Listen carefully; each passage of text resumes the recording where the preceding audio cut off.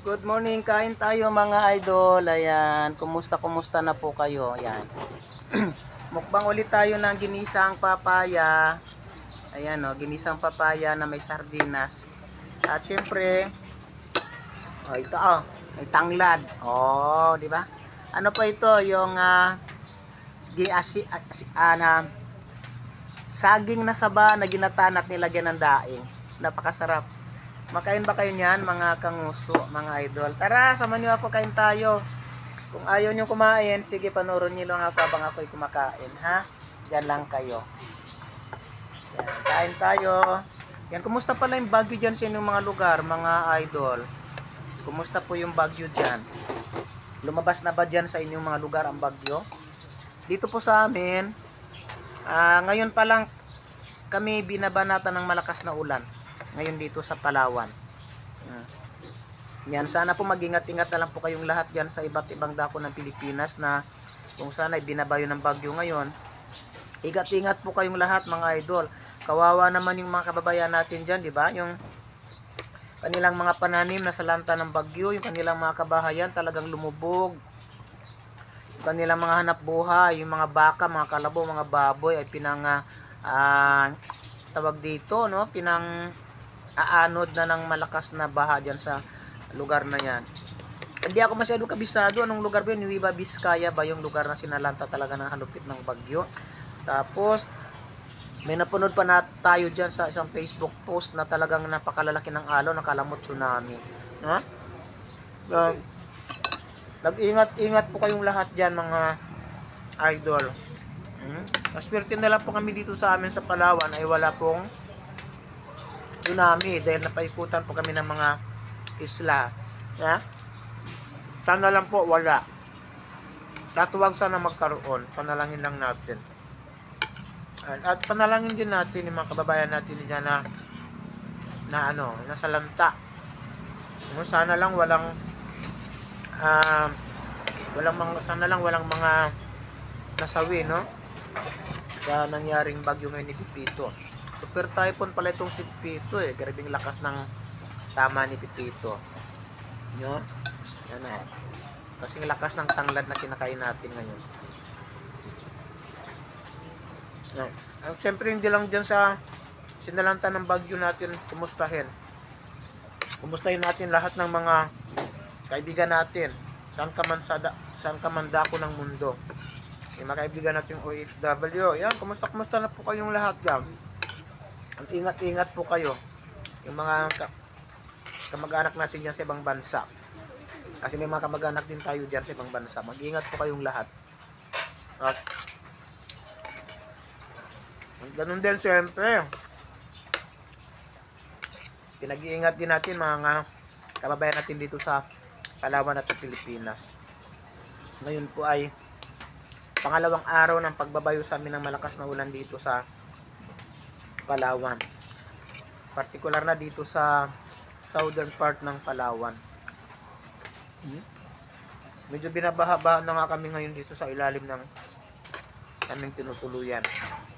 Sobrang lakas. Pero mabuti nga lang at walang hangin. Pasalamat na lang tayo at walang hangin, ulan lang. Sarap. Shoutout sa mga kasama natin sa YTC team. Ang dami namin dyan sa YTC team. Ang dami namin.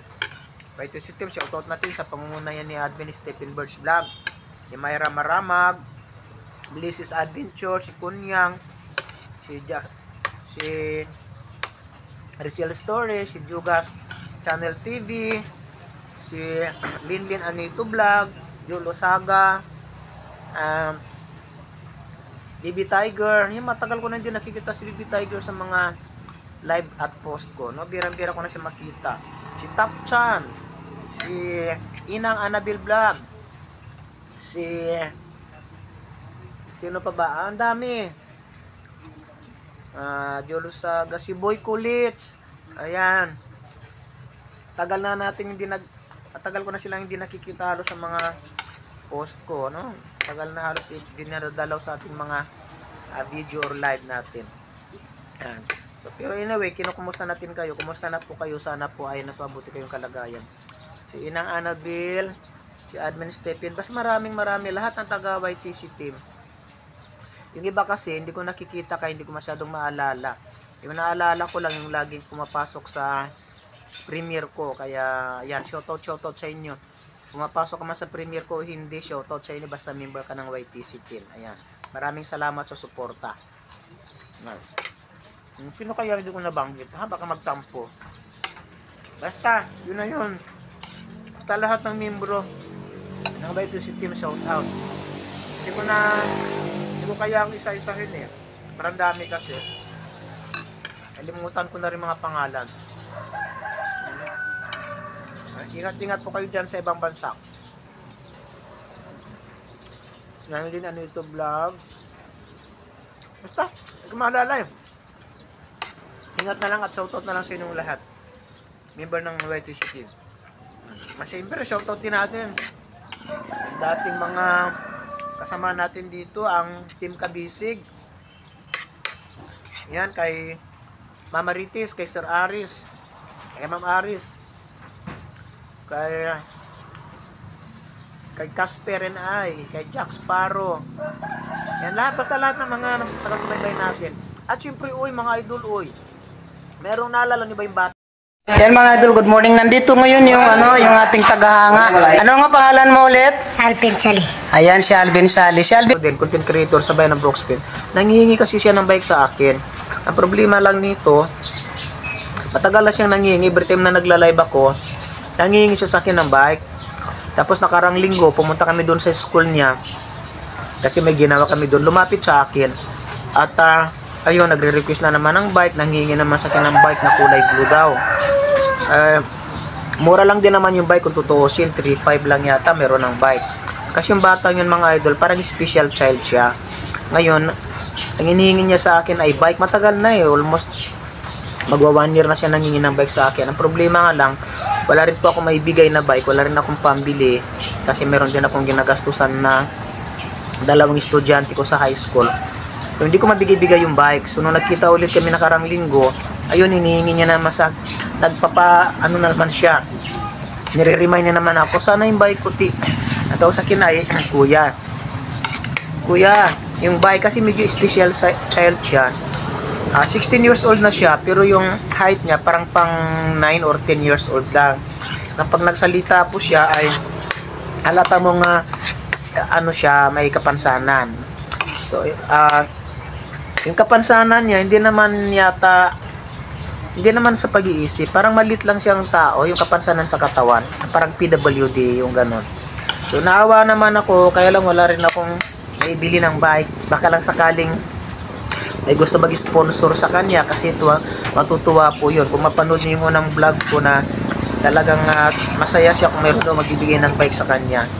Ang problema ko lang, hindi ko rin magbigyan ng bike dahil wala rin naman akong pambili ng bike. Sana lang may nakikinig sa atin or may nanonood sa atin na mababait ang loob, na may magandang kalooban, at may mga sobra-sobra kayo dyan, baka naman pwede nyo sponsoran ng bike yung batang si Alvin Sali, no? Ipapakita ko dyan mamaya dito yung picture ng batang yon na nangihingi ng bike sa atin. Kawawa naman kasi, yun lang naman kasi hinihingi niya, bike lang. Nung nakaraan nga, nung nakita niya tayo, nangingi din ng pangkain kasi ginugutom daw siya. Nung tinanong ko siya, wala ka bang baon? Wala daw siyang baon kasi wala daw pera yung mama niya. So, saka parang siya kulang siya sa aruga ng magulang kasi parang nung nagkita kami, parang hindi pa siya walang bihis, hindi nakaligo. Talagang parang talaga siya, no? Kulang sa alaga. So, kawawa naman. Yun nga lang, wala rin ako may tutulong dahil wala rin akong pera. Wala rin akong sapat na pera dahil siyempre sabi ko nga may ginagastusan din akong 2 estudyante. So sana lang dyan sa mga kasama natin, sa mga nanonood sa atin, baka naman meron kayong sobra-sobra, ambag-ambag, para mabili natin yung hinihingi sa akin ng batang si Alvin Sali. Ayan. Nasasalamatan niya ng malaki yan kapag nabigyan natin siya ng bike. Mabait kasi yung batang yun eh. Mabait siya. Pero mga 16 na po yung edad niya. Grade 1 pa lang po siya. Kasi pabalik-balik siya sa grade 1. Parang hindi siya makamubon doon sa grade 1. 16 years old na siya. Grade 1 pa din siya. So anyway, yung naawa lang tayo sa bata. Nga matagal na nangingi sa atin. Hindi natin mabigyan-bigyan. Sana lang may magandang loob dito na mag-sponsor ng bike at para naman naging masaya yung Pasko ng batang si Alvin Sale.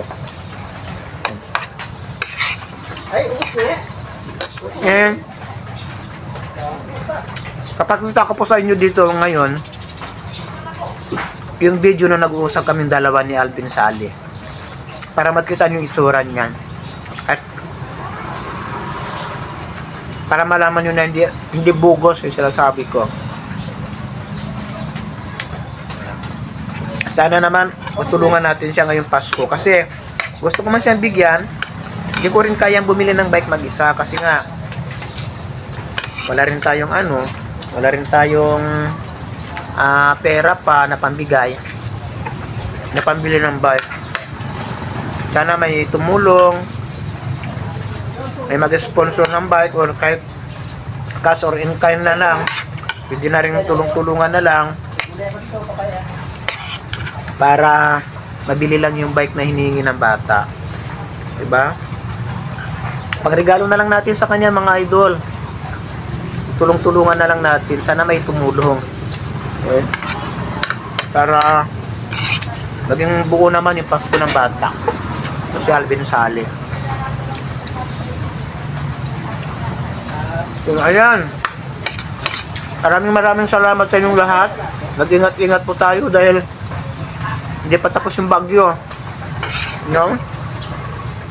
May bagyo pa. Kaya lagi tayo mag-iingat at huwag natin kalimutan sama ng dasal. Diba? Again, shoutout natin yung ating makasaman dito sa Brooks Point, si Ajit Ajala, si Fred, si Calix, yan. Sila Japit Burikat no, hindi na kami nakikita. Japit Burikat saka sila Jara Mablon. Medyo naghiwa-hiwalay na kami ng landas ng dati naming mga kasamahan. Ako na lang, sa grupo ng Team Kabisig, ako na lang yata yung active. Yung iba kasi, sumurinder na sila. Hindi na nila kinaya yung powers. Pero ako kasi, may powers ako eh. Kili-kili powers. Tarot. Kaya hanggang ngayon, still kicking pa din. No? Ganyan. So, ayun na, mga idol. Kaya na naman, may magbigay ng sponsor doon ng sponsor sa bike, ng bike para po kay Alvin Sale para ngayon darating na Kapaskuhan. May pangregalo tayo. Pero nang isang nag-preach sapatos ang ibibigay niya. Yung isang kaibigan natin dyan sa Puerto Princesa, pinapakuha niya na sa akin yung size na sapatos ng bata. Kaya lang di ko pa napupuntahan sa school. Ariel, di ko pa napupuntahan sa school yung bata. Kaya hindi ko pa nakukuha yung size niya. Gusto ko kasi surprise, if ever man magbigay tayo sa kanya, surprise natin yung kanyang surprise pagbigay, dapat hindi niya alam. Para mas exciting yung ganon, di ba? Kaya maraming salamat sa lahat ng sumusubaybay, sa lahat ng sumusuporta sa akin, at maraming salamat agad doon sa mga gustong magbigay, mag-sponsor ng bike ni Alvin Sale. Maraming salamat and Merry Christmas sa inyong lahat. At syempre, kung bago ka lang sa aking YouTube channel, don't forget to like, share, comments, and subscribe. Kain tayo. Bye-bye.